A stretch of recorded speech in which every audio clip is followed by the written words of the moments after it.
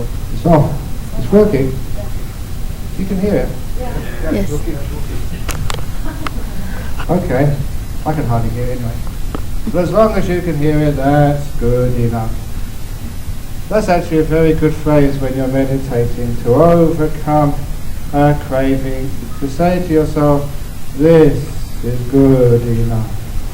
This is good enough. This is good enough. Because what that actually means, when you say this is good enough, instead of seeing all the things which need to be fixed up, instead of seeing all the things which are wrong with your meditation, instead of seeing all the faults, you see what you've achieved already and how far you've got. And when you say that this meditation, however much you've achieved so far, this is good enough, it means that now you can relax and take it easy. And when you say it's good enough, and you let go of the fault-finding mind, this is good enough, it means you're not striving and struggling anymore, which means you relax, you rest, you stop doing things. And then you realize from that point it gets better. So from good enough, it gets very good. And from very good, it gets wow. From wow, it gets very wow. And from very wow, it gets extremely wow. Oh, this is nice. Simply because it's a skillful means of letting go by saying it is good enough. Today, was your breakfast good enough? Yes. So you don't need to have any lunch. If it's good enough, it means you don't have to think about food. Is your peace good enough? Nah. Because no, I want more peace. I want more stillness. I want deeper meditation. That is why you don't get into deeper meditation. One of my favorite meditation stories, which it's difficult to teach, because many of you come to the retreats here, and you go to the retreats in Jhana Grove in Perth, and you go to the retreats in Malaysia in Brickfields, where I gave a retreat, and you go and you also listen to all the talks on the internet. So I don't think there is any story which somebody in this room has never heard before. It is impossible. It can't come to pass, because whenever I talk, you've got these things sitting next to me. Everything gets recorded. And actually somebody told me that on the internet there's over 1,000 of my talks available from the internet. That's over 1,000. That's a lot of talks. And can you imagine anyone giving 1,000 lectures and never repeating themselves? It's impossible. If you read the Buddhist texts, even the Buddha kept repeating himself. So I can't also avoid that. So this is one of my favorite stories, and this is about meditation. And this was a story of the old monks don't lie. How many honestly can remember that story? Old monks don't lie. Put your hand up. Oh, that's so encouraging. There's only 4 of me. It's really discouraging when everyone puts your hand up and I've got to think of another story. Especially if I told it last night, because sometimes that happens. So old monks don't lie. A long time ago, there was a monk, and he was wandering from place to place. In Thailand, we call that Tudong. In Sri Lanka, Charika. It is just that tradition of monks to wander from place to place, never staying in one monastery in case they get attachment. So they would travel from place to place and put up a mosquito net at night time, or maybe stay in sort of somebody's shed, or maybe just sleep out in the fields, just to have this wonderful state of homelessness and peace and not being tied down to anything. So this is old monk who was traveling like that. And one day, when in the morning, he came to a person's house with his bowl on alms round. And the man happened to be a very, very devout Buddhist. And so he gave the monk some food, even though the man wasn't rich. And it was getting close to the time of the annual retreat, the 3-month rains retreat. in Thai, Pansa, in Sri Lanka, Was, the time when the monks don't do any travelling. And the man happened to ask him, said, "Venerable sir, have you got a place to stay for the rains yet?" He said, "No." "Please, venerable sir, stay with us. My family will look after you. I will build you a simple hut in a quiet meadow next to the river. It's so tranquil down there, and all I ask from you is that once a week you give me some teachings on Dhamma and maybe on meditation, that's all." And the monk said, "Okay, I accept." So this family had this wonderful, kind old monk with them for the whole 3 months rains retreat. They fed him and he gave them teachings, and even the little children in the family he taught, and everybody grew to love that old monk. Even the dog would wag his tail when the monk would come. And after the rains retreat was finished, the man of the house, the farmer, said, "Venerable sir, we love you so much. You've been such a great help and inspiration to us. Please stay here forever." He said, "No, I can't. I have to go. In fact, I'll be going tomorrow." And they all started crying. Even the dog started whining. He didn't want to see the lovely old monk go. "But," said the monk, "during this retreat, my meditation has been very deep. And during one of my meditations, I've discovered very close by there is a great treasure, a hidden treasure, which I want you and your family to have, so you never have to be poor again." And they said, "Sadhu, sadhu, sadhu," because everybody wants to be rich. If there was a treasure buried in this hotel, would you like to know where it is? So I will tell you. Just like this monk said, I will tell you how to find the treasure. But you have to follow my instructions perfectly. These are the instructions. Tomorrow morning, I want you to stand at the doorway of your hut and face the rising sun. Just before the sun rises, pick up your bow and arrow, which he had to use for hunting. He was very poor. Pick up your bow and arrow. Point the bow in the direction of the rising sun, and as the sun rises over the horizon, let the arrow fly, and where the arrow falls, there you will find the great treasure. And even though everybody was sad that the monk would leave, they were excited. Tomorrow they would be rich. So the following morning they were up there early, waiting for the sun to come up. And he remembered the instructions. Just before sunrise, he stood in the doorway of his house. He picked up his bow and arrow, and as the sun rose, he pointed the bow in the direction of the rising sun, and as the sun rose over the horizon, he shot the arrow, and they all ran after it, his wife, the children, and of course the dog. And being a man, he told the wife to dig a hole where the arrow fell. You know what men are like. But be careful, men, you'll find out what happened to him as a result.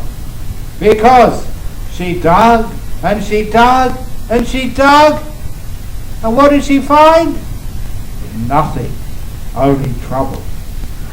Because the rich man who owned that land came, saw them, and said, "You're destroying my land. That's against the law. I'm going to sue you and take every penny you have for destroying my land."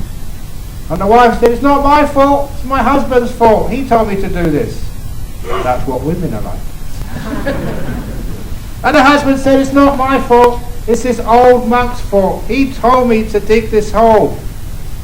And at that the rich man said, "Old monk? That's strange, because old monks don't lie."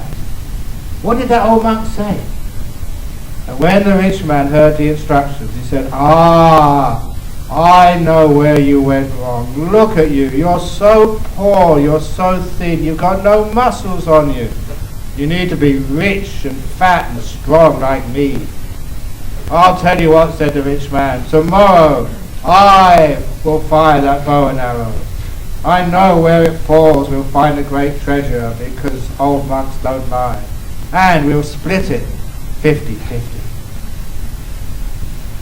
They had no choice.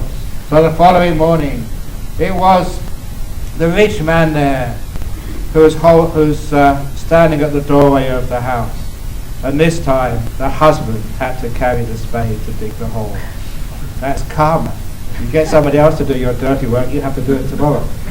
So, as the sun rose, he picked up the bow and arrow. He pointed the bow in the direction of the rising sun. He shot that arrow, and it went much further, because he was stronger.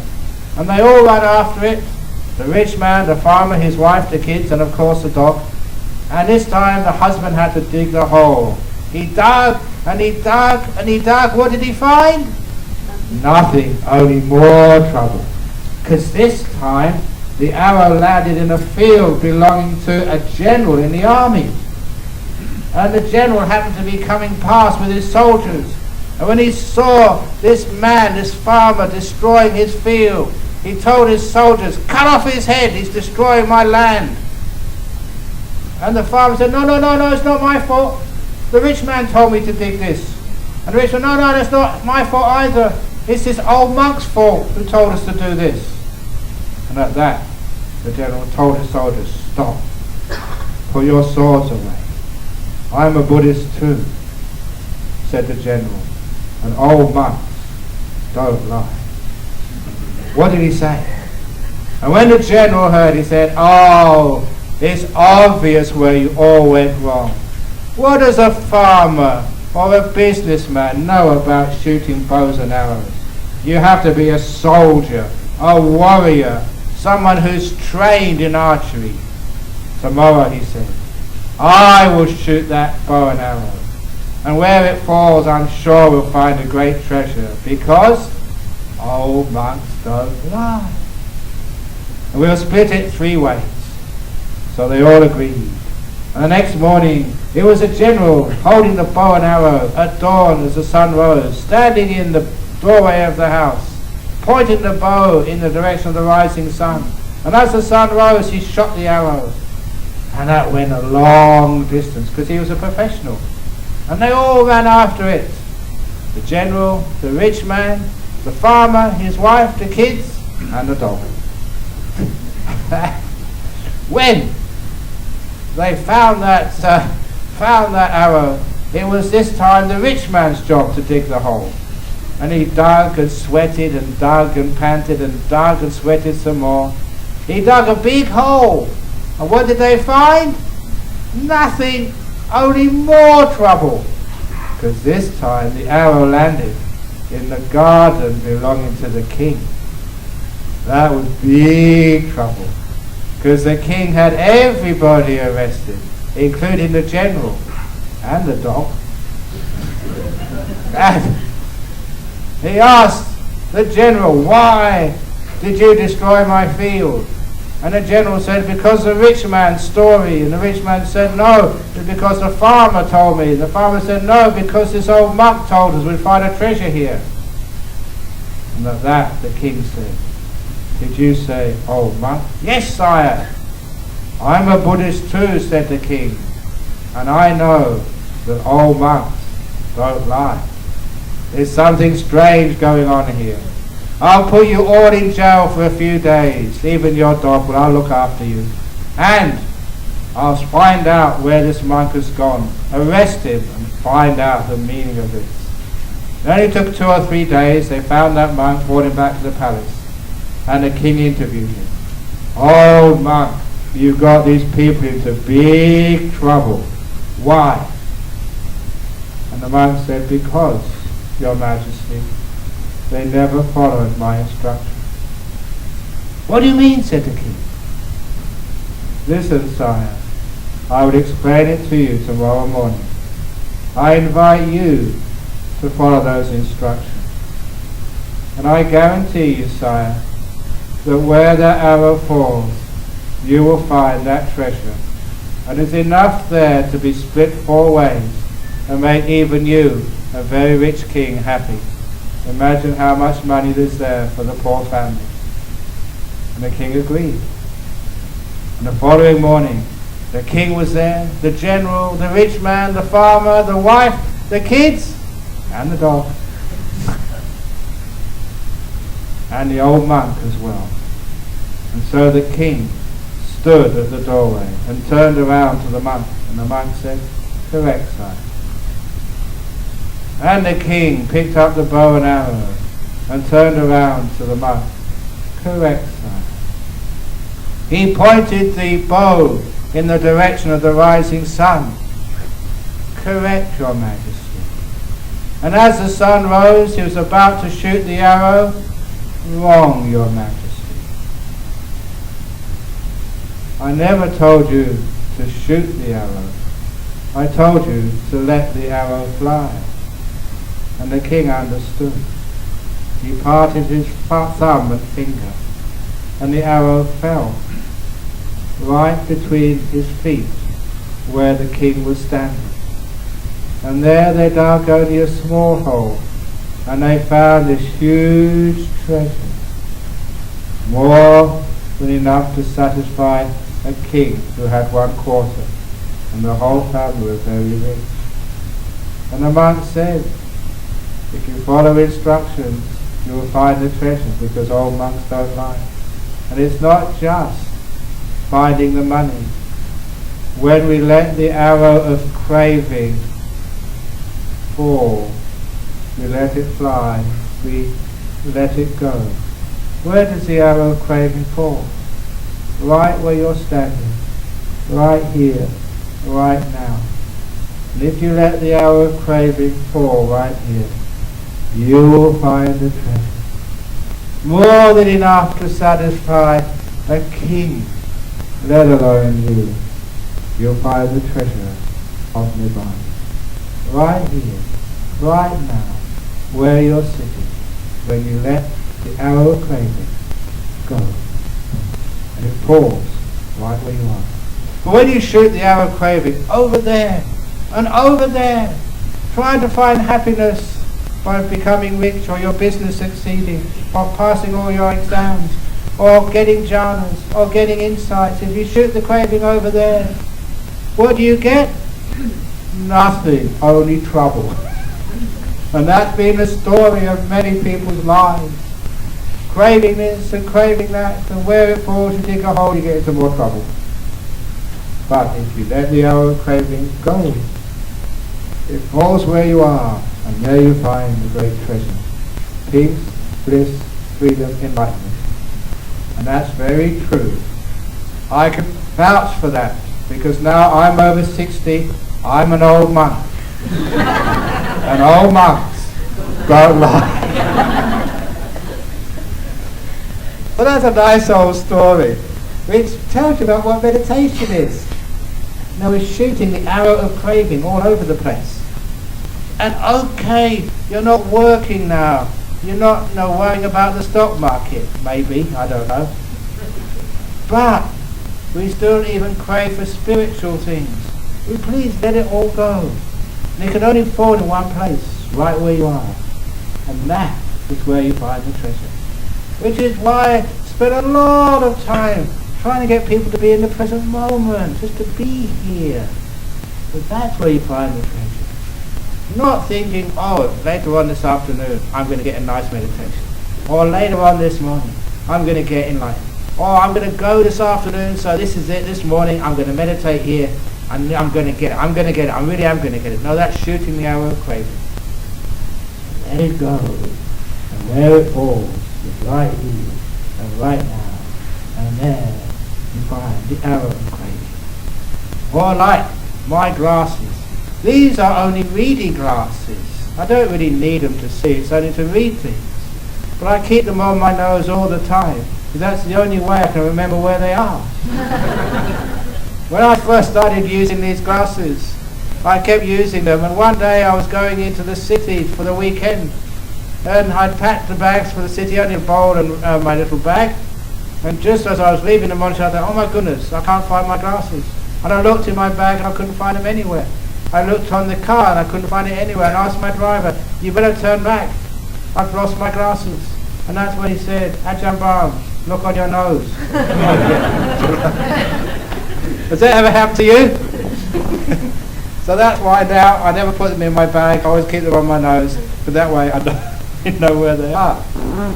But it's interesting, I was looking at every place trying to find my glasses, every place, except right here, on the tip of my nose. That's where you find the Dhamma. Right here, right now, on the tip of your nose. That's where these things are. So that's why meditation is so easy to do. If you stop messing around, stop trying, for goodness sake. So, you're sleeping. Well done. Very good. At least you're letting go. In the Samyutta Nikaya, the Buddha told the story of these two monks. As he was walking through the forest with his attendant Ananda, he saw the first monk sitting perfectly straight, in full lotus, right hand over the left hand, thumbs touching, back nicely straight, chin tucked in, meditating. Perfect posture. And he turned around to his attendant and said, I'm worried about that monk. Sure enough, a couple of weeks later, that monk was spoke and got married. Then he saw another monk in the forest, nodding first this way, and then half asleep with his robe falling off. Not quite, didn't say the robe falling off, I invented that one. But the Buddha turned to his attendant and smiled and said, I'm not worried about that one. And a short time later, he became enlightened with all the psychic powers. So if you've been sleepy during this meditation, well done. A couple of more weeks, you'll be... But that's actually in the Buddha's teachings. When I first read that, I never understood it. But later on, I was with this French monk for about 3 or 4 years. And he was one of these monks who would never ever go sleepy while he was meditating. Even though he'd meditate all night, he had a perfect posture. And we talk amongst ourselves, we thought, wow, that monk must have really good meditation. Everyone else was nodding and falling asleep, but not this guy. And then one year he disrobed. And I couldn't understand, why on earth did this monk disrobe? And when we talked to him, we found out. He said he could not stand the pressure anymore. He was controlling every time. He just could not let go. He was holding his body so tight with force. He managed to do that for 3 years, but he could stand it no longer. He said sometimes when he was meditating at night, he would open his eyes and see monks like me nodding all over the place. And he was so jealous. If only I could do that. He was what we call control-free meditator. Yes, if you have enough willpower, you can hold your body straight. If you have enough willpower, you can even hold your mind still. But only for a certain amount of time. You just get very tight inside. And eventually you have no happiness. And you have to stop meditating. In his case, to leave, the monk would have disrobed. He was doing that out of fear. He said, all you need to do is just to let go. The sleepiness, that's a control-free person. He just doesn't even know how to let go enough to fall asleep. So quite frankly, I've been a teacher a long time. If you've been sleepy during your meditation, I really mean this, well done.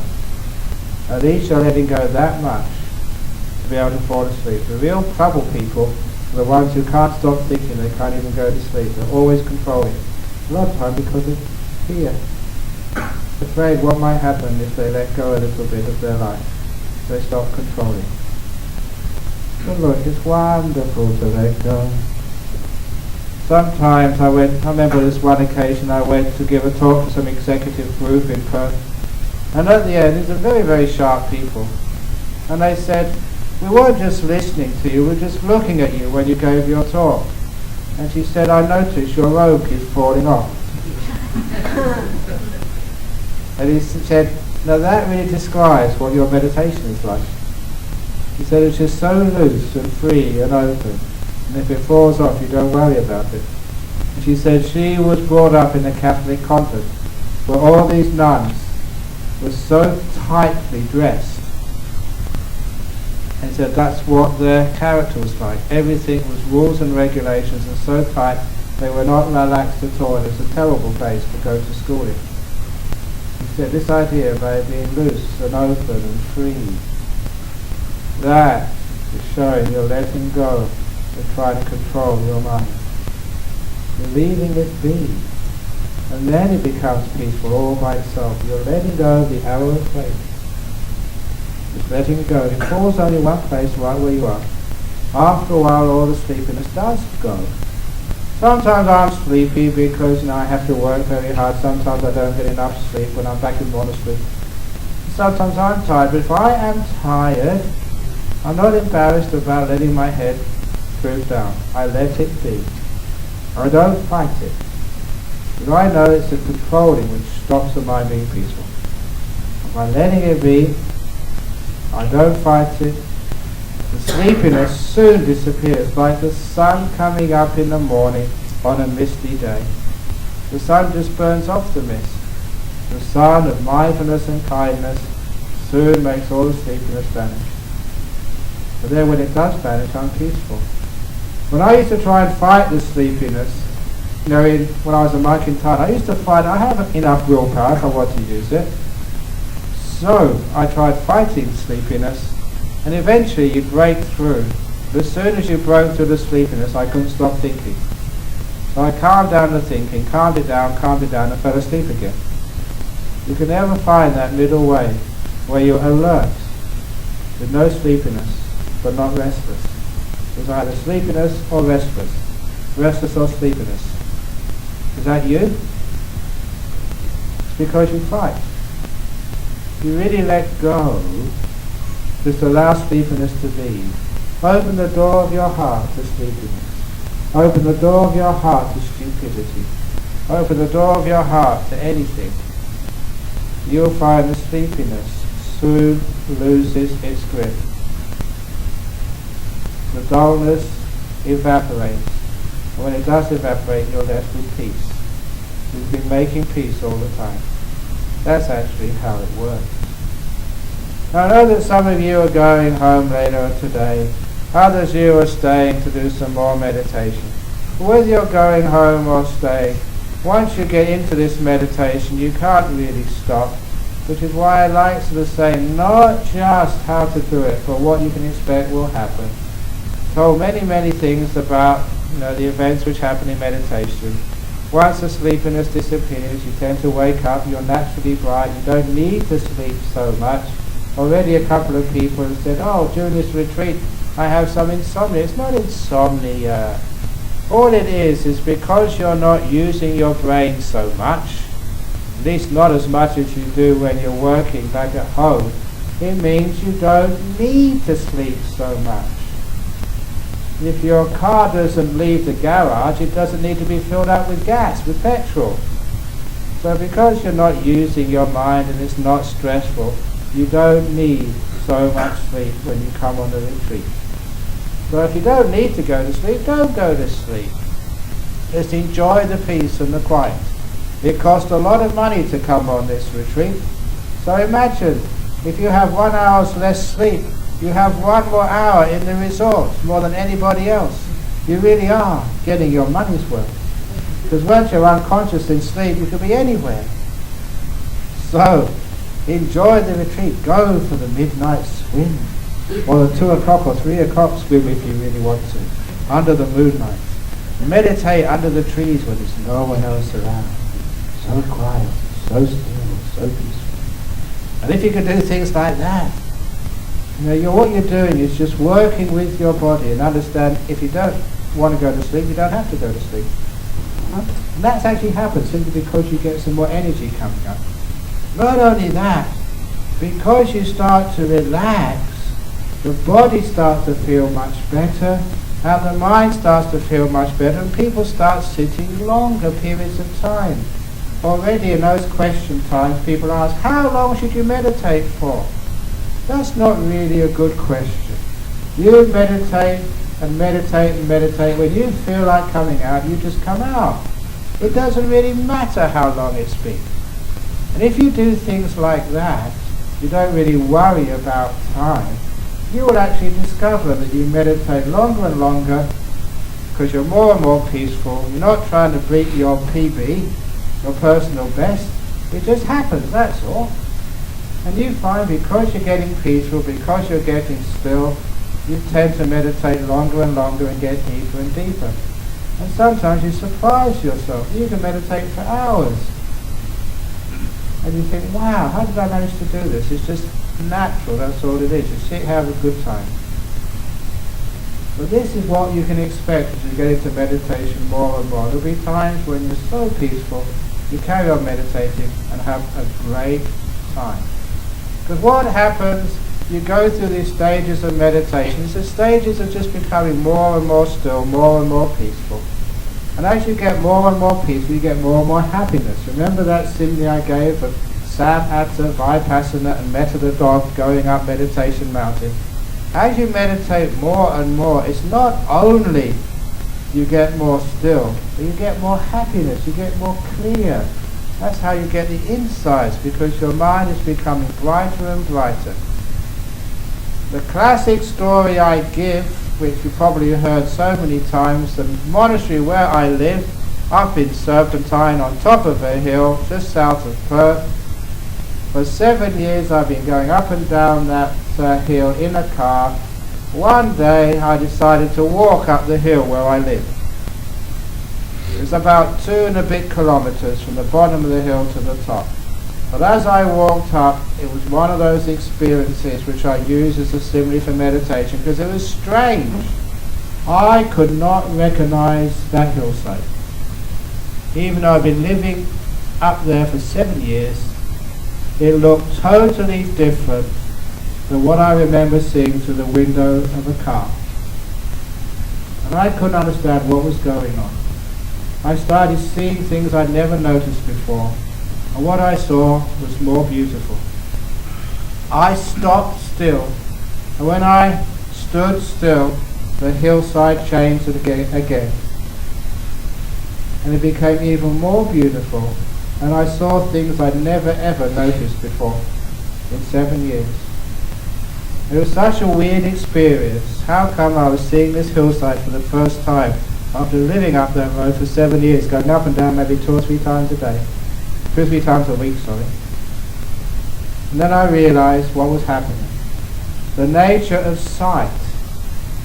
If you're looking through the window of a speeding car, the light which hits the back of your eye, the retina, does not have enough time to form a full image on the back of your eye before another image comes, dislodges the first, and you have to attend to that new image, and then another image, and then another image. The way the light forms on the back of the eye is a simple chemical reaction. The chemistry doesn't have enough time to work before another image comes. That's why you don't see fully formed images when you're looking through the window of a speeding car.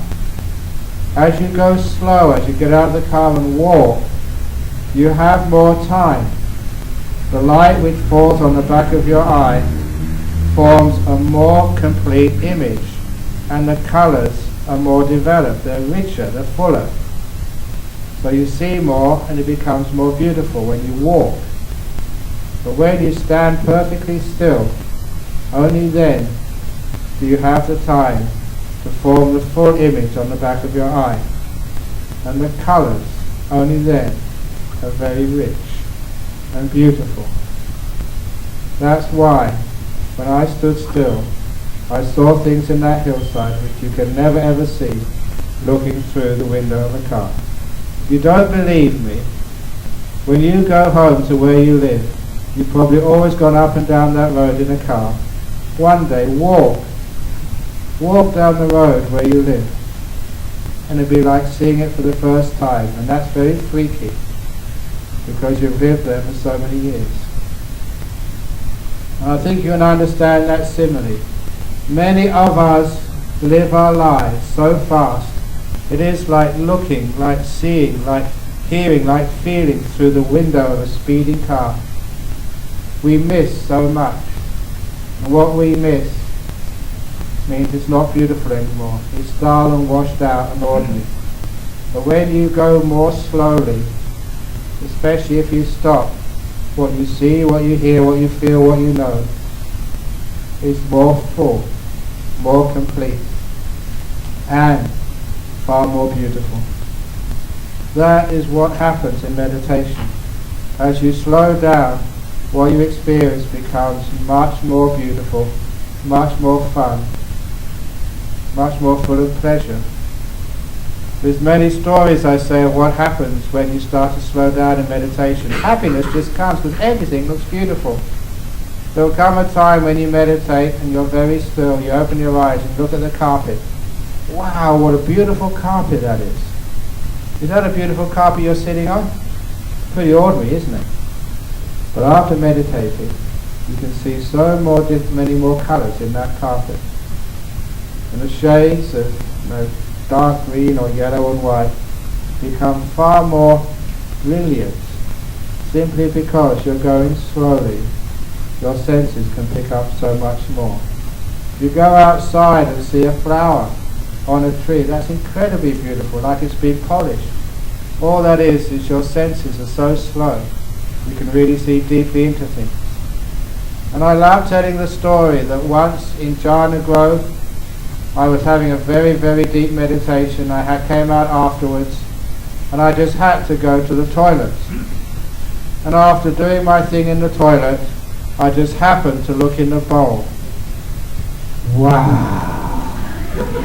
I'd never seen such beautiful shades of brown before. Not just one brown, but many different deep browns and golden browns. And the shape of this thing floating in the water. The way it was put together, these little balls, put like it was some sculpture who had actually put all this stuff together. And the way, because it always has a little bit of mucus on the outside, the way it glistened like some jewel, from some jewelry shop in Orchard Road. It glistened and sparkled like a diamond. And I haven't got on yet to the fragrance. Oh, that was so rich. More like Chanel in the contents of a toilet bowl. And it looked so beautiful. Well, this is actually a true story. Never in my life had I seen such a beautiful piece of shit. And it was so hard. It took me so much effort and letting go to press the button and detach from it. And those are true stories, because if that happens and a piece of excrement looks so beautiful, that's a sign you're getting good meditation. So if you see someone in the toilet cubicle next to you and they're looking at the bowl saying, wow, look at that, you know they've just had some good meditation. Because that's what happens. You see more deeply into things. You can actually appreciate beauty much more. You're a happier person. And that's what happens in meditation. It really gets very joyful and very ecstatic.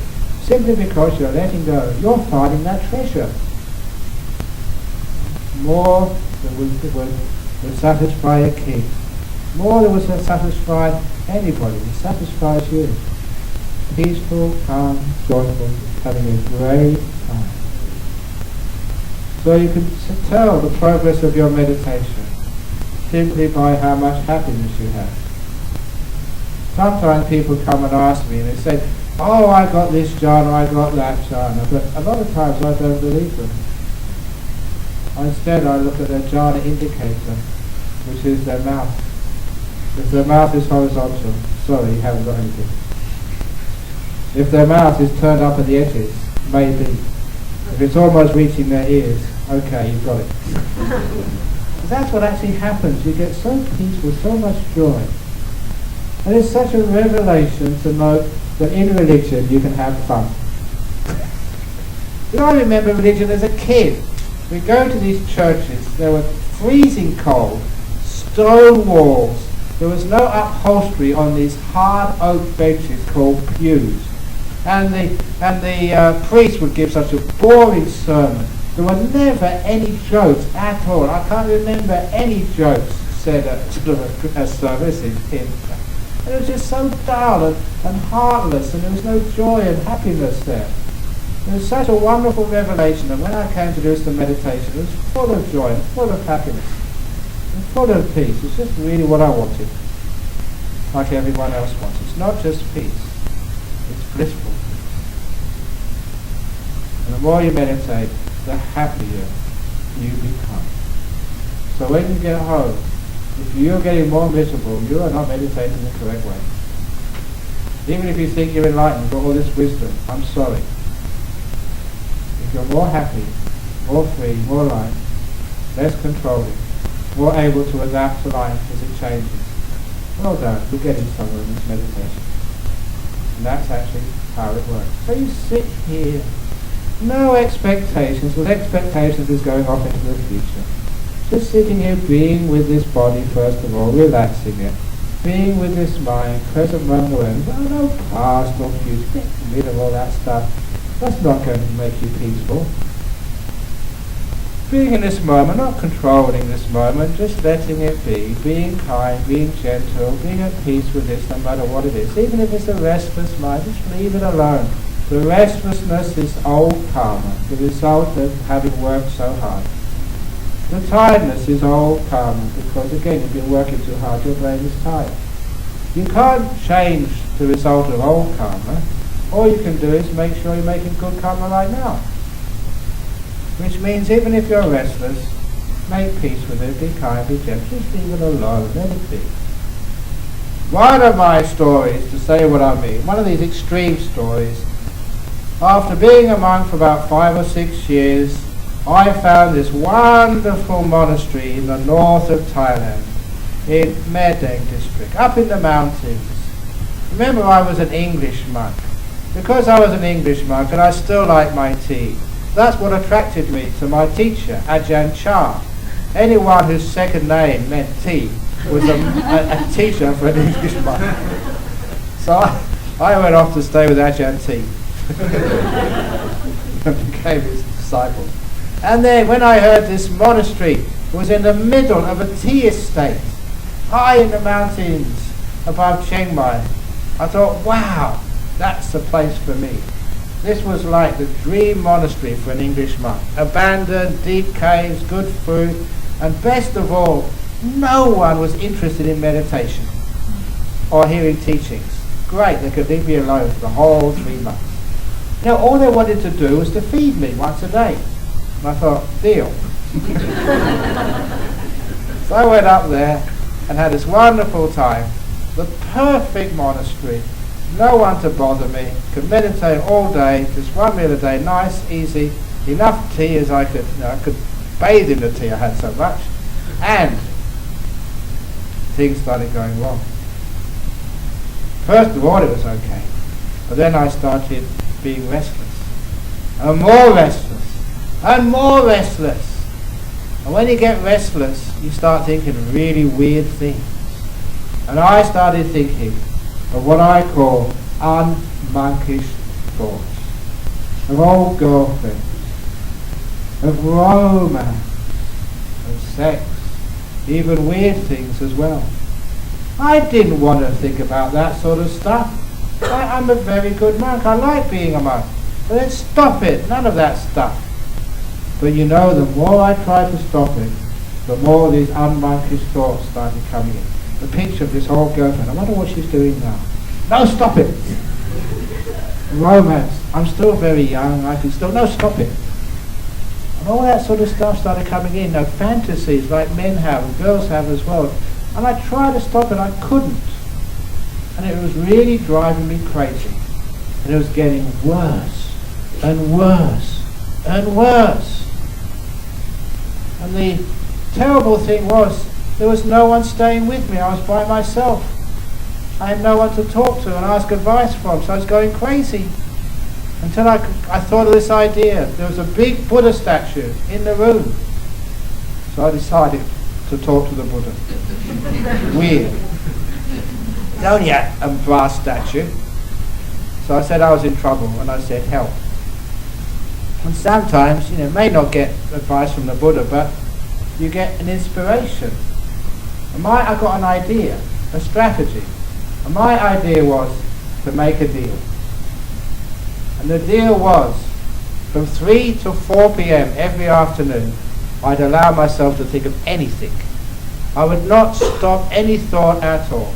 The weirdest, the most unmonkish thoughts, the sort of thoughts or fantasies I would never dare to tell anybody. You have those as well. Be very careful when you're in front of good monks who may be able to read your mind. If I wanted to raise some money to buy the new Brahm Center, I could do that very easy through blackmail. But I won't do that because I know what you'd be thinking about. No, you wouldn't do that. So from 3 to 4, anything goes.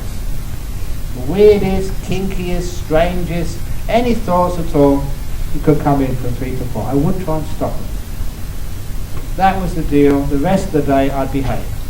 I thought, well, if you really want to think, unmonkish thoughts, you can do it from 3 to 4. That's my unmonkish thought, restless mind, sexual fantasies, romance, anything goes out. And the rest of the day I'd behave. That was a good deal. I thought that would work, but not the way I expected it. Still it was a struggle. Still you try and let go and all these thoughts would come in. You try and watch your breath, and it was like someone bursting through the gates with a tank, all these fantasies and thoughts. And that's really tiring, trying to stop your mind from being crazy. It was so tiring that when the 3 o'clock came, I was so relieved I didn't need to fight anymore. I went up to my room, leant against the wall and said, okay, whatever you want to think about, I'm not going to stop you now. Anything goes. Come on, whatever fantasy, dream, romance, old girlfriend stuff, any memories, whatever, go for it. And for the next hour, I watched every breath so peacefully without missing one. It was the most peaceful hour of the whole day. Totally unexpected. How come? Well, I say, okay, fantasies, sex, anything, come in. All I could do was watch the breath. But when I was fighting, all these fantasies and thoughts and restlessness kept on coming. And I realized from that experience, that's true experience, that when I tried to stop those fantasies, I was actually feeding them, making them stronger. When I was fighting restlessness, I was causing more restlessness for the future. That's where it was coming from. I wasn't understanding the law of karma. You fight, you struggle, you cause restlessness. You let things be, and everything becomes peaceful. But now it's okay, come, you all can come if you want. Fantasy, thought, whatever, restlessness, come on, you can come if you like. It doesn't come. Then it gets so peaceful and calm, because you're not feeding it. All restlessness comes from not being content where you are. When you're not happy where you are, you want to go somewhere else. When you're not happy with your own mind, it fills the space with thoughts, plans, fantasies, or whatever. And you're very happy being here. There's no way you can think. You don't want to destroy or miss this beautiful moment for now. Well, that's actually how you overcome the restlessness. By being a friend, by being at peace, by letting these things be, not fighting. Now, at first when you let go, the thoughts or the fantasies may increase. That is just when you, I haven't got the glass here, when you put down the glass, it moves more when you first let it go. But don't worry, leave it alone. It will soon calm down. Be patient. With what you're doing, you're making good meditation karma. Making peace, being kind, being gentle, not fighting. Yeah, you have to enjoy some thoughts and stupid thoughts. Just make peace with them. Be kind, be gentle. It doesn't take that long if you really are making peace, being kind, being gentle. they all stop. Everything gets so still and peaceful. Relief, moving, because you're making peace, being kind, being gentle. You're not trying to stop anything or encourage anything. It gets less and less, and it just stops by itself. And that's the beautiful part of meditation. It's not forcing or controlling your mind. If it's force or control, that just creates more movement. That's where the fantasies, the restlessness, and all those terrible thoughts come from. You let things be, everything starts to slow down and stop. Try it out. Be courageous and see what happens. And you just leave things alone. And then you have restlessness, let it be restless, let it go. You find it soon stops and you're peaceful. So that's a little talk for this morning. It's now 10 o'clock. We can have a toilet break, and then we can come back for a few questions, followed by a guided meditation from 10:30 to 11.